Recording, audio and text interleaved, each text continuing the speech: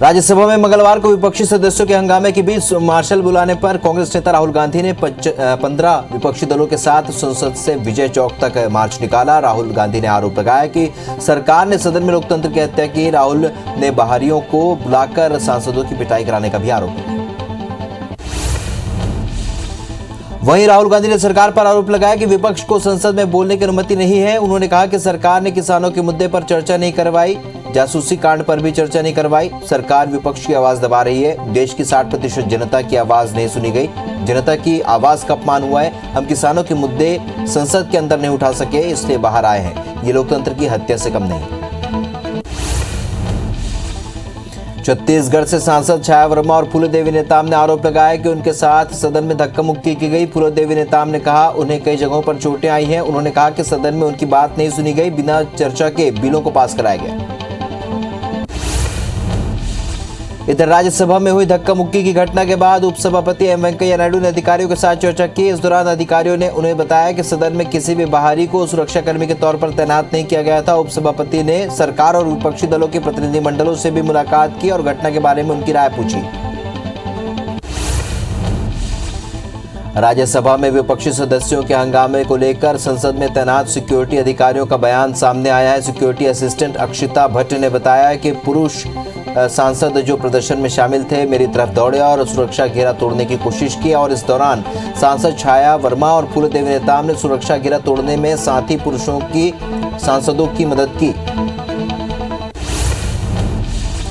राज्यसभा में सुरक्षा कर्मियों के साथ झड़प को लेकर केंद्र सरकार और विपक्ष आमने सामने हैं। कांग्रेस के आरोपों के बाद आज 8 केंद्रीय मंत्रियों ने प्रेस कॉन्फ्रेंस करके पलटवार किया। पीसी में पीयूष गोयल, धर्मेंद्र प्रधान, प्रहलाद जोशी, मुख्तार अब्बास, मुरलीधरन, अर्जुन मेघवाल, अरुण ठाकुर, भूपेंद्र यादव शामिल हुए। केंद्रीय मंत्री अनुराग ठाकुर विपक्षी नेताओं पर निशाना साधते हुए उन्होंने कहा कि देश की जनता इंतजार करती है कि उनसे जुड़े हुए विषयों को सदन में उठाया जाए, लेकिन विपक्ष का सड़क से सदन तक एकमात्र एजेंडा सिर्फ अराजकता रहा। घड़ियाली आंसू बहाने के बजाय विपक्ष को देश से माफी मांगनी चाहिए। वहीं संसदीय कार्य मंत्री प्रहलाद जोशी ने विपक्षी सांसदों के खिलाफ कड़ी कार्रवाई की मांग की। प्रेस कॉन्फ्रेंस के दौरान उन्होंने कहा कि कांग्रेस और उसके मित्र सहयोगियों ने संसद को नहीं चलने देने के पहले ही फैसला कर लिया था और उन्होंने नए मंत्रियों का परिचय भी नहीं होने दिया। राज्यसभा में के सभापति को नियम तोड़ने वाले विपक्षी सांसदों के खिलाफ कड़ी कार्रवाई करनी चाहिए।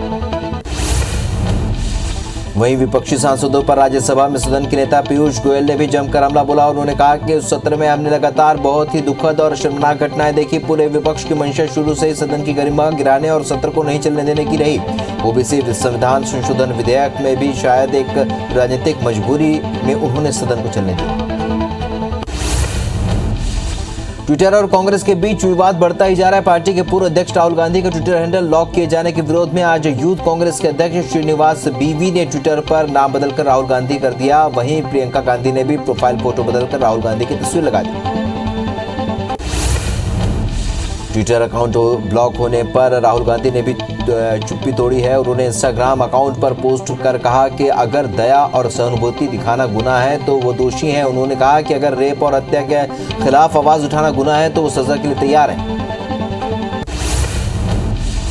इधर प्रियंका गांधी ने राहुल गांधी के ट्विटर अकाउंट लॉक करने को लेकर सवाल किए। उन्होंने ट्विटर पर ही हमला बोलते हुए कहा कि कांग्रेस नेताओं के अकाउंट्स को सस्पेंड करने के लिए ट्विटर अपनी पॉलिसी अपना रहा है या फिर मोदी सरकार की, क्यों नहीं? उसने सुप्रीम कोर्ट कमीशन के अकाउंट लॉक किया। उसने वही फोटो ट्वीट किया जिसे हमारे नेताओं ने ट्विटर पर साझा किया।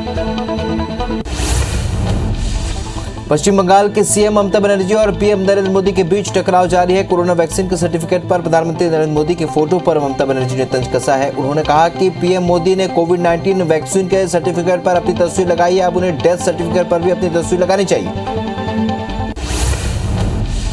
आत्मनिर्भर नारी शक्ति से संवाद कार्यक्रम में पीएम मोदी ने महिलाओं को संबोधित किया। पीएम ने कहा पिछले 6 से 7 सालों के दौरान स्वयं सहायता समूह में 3 गुना से अधिक की बढ़ोतरी हुई है और 3 गुना बहनों की भागीदारी सुनिश्चित हुई है। देश भर में 70 लाख स्वयं सहायता समूह हैं जिनमें करोड़ों बहनें जुड़ी हुई। केंद्रीय गृह मंत्री अमित शाह ने आंध्र प्रदेश के कुर्नूल में श्री शैलम मंदिर में पूजा अर्चना की और देश की कामना के लिए आशीर्वाद मांगा और इस दौरान गृह मंत्री शाह ने पौधारोपण भी किया। दिल्ली के नागलाराय और मयूर विहार के बच्चियों के साथ हुए दुष्कर्म को लेकर गृह मंत्रालय के आला अधिकारियों ने दिल्ली पुलिस के साथ समीक्षा की और साथ ही गृह मंत्रालय ने दिल्ली पुलिस आला कमान को स्पष्ट तौर पर निर्देश दिए कि आरोपियों को किसी भी स्तर पर बख्शा न जाए और 30 दिनों के भीतर दोनों मामलों की चार्जशीट अदालत के सामने पेश की जाए। छत्तीसगढ़ की राज्यपाल अनुसुईया उइके दिल्ली दौरे पर हैं। आज उन्होंने राष्ट्रपति रामनाथ कोविंद से मुलाकात की। इस दौरान नक्सलवाद और आदिवासी क्षेत्रों में विकास कार्यों को लेकर बात हुई। अब बता दें कि कल राज्यपाल अनुसुईया उइके ने प्रधानमंत्री नरेंद्र मोदी से मुलाकात की। हिमाचल प्रदेश के किन्नौर जिले में एक बस और अन्य वाहनों के भूस्खलन की चपेट में आने के बाद मलबे में फंसे लोगों की तलाश और बचाव के लिए अभियान अभी भी जारी है। आज 4 शव और बरामद किए गए, जिसके बाद मरने वालों की संख्या बढ़कर 14 हो गई है। वहीं कई लोग अभी भी लापता बताए जा रहे हैं। वहीं मुख्यमंत्री जयराम ठाकुर ने किन्नौर भूस्खलन स्थल पर पहुंचकर स्थिति के बारे में जानकारी ली। उन्होंने कहा कि हादसे में 16 लोगों की लापता होने की संभावना है, जिनकी मृत्यु हुई है। जिनके परिजनों को 5 लाख रुपए दिए जाएंगे और घायलों को 50,000 रुपए दिए जाएंगे। जम्मू कश्मीर में एक बार फिर से आतंकियों ने सुरक्षा बलों को निशाना बनाने की कोशिश की है। आतंकियों ने बीएसएफ के काफिले पर हमला कर दिया और इस आतंकी हमले के बाद सुरक्षा बलों और आतंकियों के बीच मुठभेड़ भी शुरू हो गई। बताया जा रहा है कि 3 आतंकी फंसे हुए। देश की खुदरा महंगाई दर में जून के मुकाबले जुलाई महीने में मामूली गिरावट आई है। सांख्यिकी एवं कार्यक्रम क्रियान्वयन मंत्रालय ने बताया कि जून में 6.26% खुदरा महंगाई दर की तुलना में जुलाई में खुदरा मुद्रास्फीति की दर घटकर 5.59% रहेगी। देश में चल रहे टीकाकरण कार्यक्रम में अब और तेजी आएगी। सरकार अमेरिका की कंपनी फाइजर से वैक्सीन के करीब 5 करोड़ डोज खरीदने के लिए बातचीत कर रही है। वॉल स्ट्रीट जर्नल की खबर के मुताबिक सरकार की फाइजर इंक और उसकी जर्मन पार्टनर से बातचीत जारी है। हालांकि भारत सरकार ने इस बारे में कोई बयान जारी नहीं किया। ब्रिटेन में बुधवार को मार्च के बाद कोरोना वायरस के एक दिन में मरने वाले सबसे अधिक लोगों की संख्या रिकॉर्ड हुई है। वहीं 23,000 से ज्यादा नए केस सामने आए। ये मामले ऐसे समय में आए हैं जब 75% जनता वैक्सीनेट हो चुकी है। ब्रिटिश सरकार के आधिकारिक आंकड़ों के मुताबिक 89% लोगों को वैक्सीन की 1 डोज लग चुकी है। यहाँ डेल्टा वेरिएंट बड़ी मुसीबत बनाए। मध्य प्रदेश में ओबीसी को 27% आरक्षण देने को लेकर सियासत गरमाई हुई है और इस बीच मुख्यमंत्री शिवराज सिंह चौहान ने ओबीसी आरक्षण पर मंत्रालय में 3 घंटे तक बैठक की और ओबीसी नेताओं के साथ सरकार के महाधिवक्ता और वकीलों के पैनल के साथ भी मंथन किया। बैठक में ओबीसी आरक्षण के मुद्दे पर सरकार ने आगे की रणनीति तय की। बैठक के दौरान ओबीसी पंचायत पर भी चर्चा हुई और बैठक में तय किया गया कि जनता के बीच जाकर कांग्रेस की सच्चाई बताई जाए। इसकी जिम्मेदारी ओबीसी वर्ग के मंत्रियों, विधायकों और पार्टी के वरिष्ठ नेताओं को सौंपी गई है। वहीं कोर्ट में चल रहे आरक्षण के केस में सरकार देश के बड़े वकीलों को सुनवाई के दौरान खड़ा करेगी और मजबूती के साथ अपना पक्ष रखेगी। छिंदवाड़ा पहुंचे पूर्व मुख्यमंत्री कमलनाथ ने प्रदेश सरकार को आड़े हाथ लिया। विधानसभा के मानसून सत्र को लेकर उन्होंने कहा कि विपक्ष से बात करके तालमेल बनाकर इस बार विधानसभा शुरू से ही 4 दिन की ही बुलाई, जिसके उनकी नीयत समझी जा सकती है। एक दिन श्रद्धांजलि में बीत गया, बाकी 3 दिन में बाढ़ पीड़ितों, महंगाई, यूरिया, कोरोना और बेरोजगारी के मुद्दे पर कोई बात न हो। सरकार ने इसकी पूरी कोशिश की। मध्य प्रदेश के गृह मंत्री डॉक्टर नरोत्तम मिश्र ने दतिया के पाली गांव पहुंचकर बाढ़ की स्थिति का जायजा लिया और बाढ़ से प्रभावित परिवारों को शासन की ओर से हर संभव मदद दिलाने का वादा किया। उन्होंने प्रत्येक परिवार को राहत राशि देने के लिए कलेक्टर को निर्देश दिए। सुकमा में मंत्री कवासी लखमा ने कवासी हड़मा खेल स्टेडियम का उद्घाटन किया। सुकमा नगर पालिका की ओर से नवनिर्मित खेल स्टेडियम का नाम मंत्री लखमा के पिता दिवंगत कवासी लखमा के कवासी हड़मा के नाम से रखा गया है, जिसके लिए मंत्री लखमा ने सुकमा नगर पालिका के सभी जनप्रतिनिधियों का आभार जताया। राज्यसभा में हंगामे और धक्का मुक्की को लेकर केशकाल के बस स्टैंड में प्रदेश कांग्रेस कमेटी ने पीएम मोदी के खिलाफ प्रदर्शन किया। इस दौरान पीसीसी चीफ अमीन मेनन ने मामले की जांच कर दोषियों पर कड़ी कार्रवाई की मांग की और साथ ही मोदी सरकार पर विपक्ष की आवाज दबाने का आरोप लगाया। सागर में आम आदमी पार्टी के कार्यकर्ताओं ने शहर की बदहाल सड़कों को लेकर अनोखा प्रदर्शन किया। शहर के संजय ड्राइव स्थित पार्क के पास आम आदमी पार्टी के कार्यकर्ता इकट्ठे हुए, जहां पर उन्होंने कीचड़ स्नान किया और नारेबाजी करते हुए कलेक्टर को ज्ञापन सौंपा।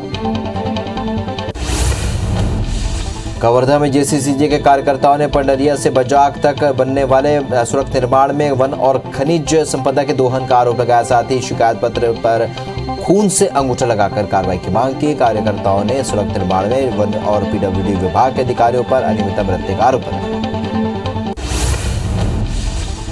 भाजयुमो कार्यकर्ताओं ने रायपुर के सभी मंडलों में प्रदेश सरकार के खिलाफ प्रदर्शन किया। भाजयुमो प्रदेश मंत्री अमित मशहरी ने कहा कि सरकार के युवाओं के साथ किए गए वादा खिलाफी के विरोध में प्रदर्शन आगे भी जारी रहेगा। कार्यकर्ता घर घर जाकर वक्त सरकार के वादा खिलाफी की जानकारी देंगे।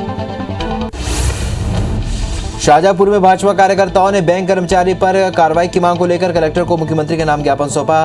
दरअसल बीते दिनों पोचानेर गांव में बैंक के कर्मचारी और स्थानीय ग्रामीण के बीच पासबुक बनवाने को लेकर विवाद हुआ।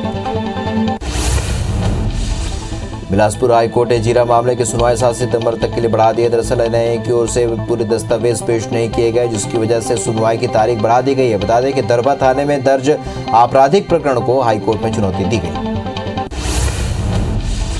बलरामपुर के त्रिकुंडा थाना क्षेत्र में 5 साल के मासूम से दुष्कर्म के आरोपी को कोर्ट ने आजीवन कारावास की सजा सुनाई है। साथ ही 50,000 का जुर्माना लगाते हुए पीड़िता को 10 लाख रुपए की सहायता राशि देने का आदेश दिया है। कोर्ट ने 39 दिन के अंदर मामले की सुनवाई करते हुए आरोपी को सजा सुनाई। दुर्ग में राजस्व का जमकर नुकसान हो रहा है, जिसे लेकर अवैध प्लॉटिंग करने वालों पर जिला प्रशासन कड़ाई करने के फिराक में है। दरअसल जिला प्रशासन ने जिले में 101 खसरा नंबर में रजिस्ट्री कराने पर बैन लगा दिया है। इन भूखंडों की रजिस्ट्री आगामी आदेश तक नहीं हो सकेगी।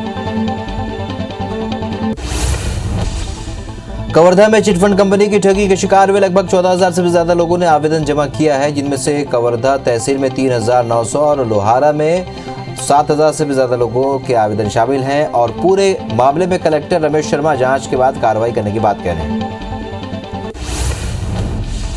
महासमुंद की पटेवा पुलिस ने चिटफंड कंपनी के डायरेक्टर तरलोचन सिंह को गिरफ्तार कर लिया है। डायरेक्टर के खिलाफ पटेवा थाने में साल 2018 में मामला दर्ज किया गया था। बता दें कि 10 अगस्त को बेमेतरा पुलिस ने भी चिटफंड कंपनी के डायरेक्टर निर्मल सिंह को पंजाब से गिरफ्तार किया था।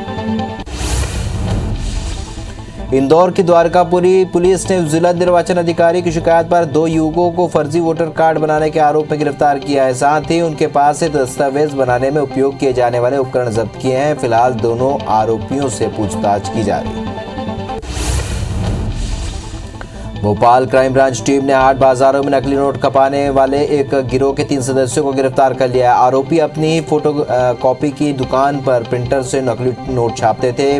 पूछताछ में पता चला कि ये अब तक करीब 20,000 रुपए के नकली नोट मार्केट में चला चुके हैं और इनके पास से 500 रुपए कीमत वाले कुल 1,05,000 के नकली नोट जब्त किए गए। भिलाई में पुलिस ने 320 नशीले कैप्सूल की बिक्री करते हुए युवक को गिरफ्तार किया है। गुरजीत सिंह नाम का युवक पहले भी नशे के व्यापार में शामिल रहा है। पुलिस ने आरोपी को न्यायिक रिमांड पर जेल भेज दिया है। वहीं सभी मेडिकल दुकान संचालकों को ऐसी दवाइयों की बिक्री नहीं करने की हिदायत दी। इंदौर पुलिस ने 24 घंटे में फर्जी लूटकांड का पर्दाफाश करते हुए 3 आरोपियों को गिरफ्तार किया है। पुलिस ने आरोपियों के कब्जे से लूटे हुए 17 लाख रुपए भी जब्त कर लिए हैं। स्क्रैप व्यापारी ने प्लानिंग के मुताबिक अपने दोस्त और भाई के साथ मिलकर खुद ही झूठे लूटपाट की कहानी गढ़ी। ग्वालियर में चोरी की बाइक का पेट्रोल खत्म होने के बाद चोर दूसरी बाइक से पेट्रोल चुरा रहे थे और इसी दौरान लोगों ने रंगे हाथों पकड़ लिया और उसकी जमकर पिटाई कर दी। इसके बाद उसे पुलिस के हवाले कर दिया गया, जिसके बाद घर से पुलिस ने चोरी की 5 बाइक बरामद की है। फिलहाल पुलिस आरोपी आकाश लखर से पूछताछ कर रही है। इंदौर में अवैध हथियार के साथ गिरफ्तार आरोपियों की निशानदेही पर 2 अन्य आरोपियों को गिरफ्तार किया गया। साथ ही उनके पास 9 देसी पिस्टल, 6 देसी कट्टे और 15 जिंदा कारतूस भी बरामद किए गए हैं। पुलिस के मुताबिक आरोपी हथियार का उपयोग लोगों को धमकाने और अवैध वसूली के लिए करते थे। कवर्धा पुलिस ने महिला को फोन लगाकर अश्लील बात करने के आरोप में लोहारा के युवक को गिरफ्तार किया है। महिला का आरोप है कि सुखचरण साहू 4 महीने से 50 से भी ज्यादा आंगनबाड़ी कार्यकर्ताओं को फोन लगाकर उन्हें परेशान कर रहा था, जिसके बाद सभी ने इसकी शिकायत सिटी कोतवाली में की थी। इंदौर नगर निगम की महिला कर्मचारी से छेड़छाड़ के आरोपी कर्मचारी को बर्खास्त कर दिया गया। यह फैसला विशाखा समिति की अनुशंसा पर लिया गया है। दरअसल एक महिला कर्मचारी ने कार्यस्थल पर महिलाओं के लिए बनी विशाखा समिति में छेड़छाड़ की शिकायत की थी। जांच में शिकायत सही पाए जाने पर यह कार्रवाई की। बलरामपुर के करजी में RES अधिकारियों के साथ हुई मारपीट मामले में पुलिस ने 11 लोगों के खिलाफ नामजद केस दर्ज किया है। साथ ही उनकी तलाश भी शुरू कर दी है। पुलिस के मुताबिक कल RES अधिकारी गांव में पुलिया की जांच करने के लिए गए हुए थे, जहां ग्रामीणों ने उनके साथ मारपीट की थी।